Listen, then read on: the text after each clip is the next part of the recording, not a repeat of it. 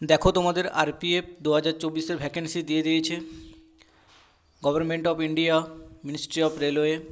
দেখো এটা centralised employment notice, যেটা হচ্ছে 2024-এ আরপিএফ ভ্যাকেন্সি। দেখো তোমাদের কত দিয়েছে। দেখো সাব ইন্সপেক্টর এবং কনস্টেবল অর্থাৎ এসআই এবং কনস্টেবল দুটি পদে নিয়োগের জন্য ভ্যাকেন্সি দিয়েছে, যেটা এজ রিল্যাক্সেশন দিয়েছে। দেখো এখানে মেডিকেল স্ট্যান্ডার্ড B1 লাগছে। এটা দেখো 20 থেকে 28 ইয়ার এবং কত দিয়েছে 18 থেকে 28 ইয়ার পর্যন্ত দিয়েছে। কনস্টেবলের জন্য দিয়েছে কত 18 থেকে 28 ইয়ার্স এবং আরপিএফ এসআইয়ের জন্য দিয়েছে দেখো তোমাদের 20 থেকে 28 ইয়ার্স। এখানে দেখো ভ্যাকেন্সি টোটাল দিয়েছে 452টি আরপিএফ এসআইয়ের জন্য এবং আরপিএফ কনস্টেবলের জন্য দিয়েছে দেখো 4208টি। টোটাল ভ্যাকেন্সি হয়েছে 4660টি।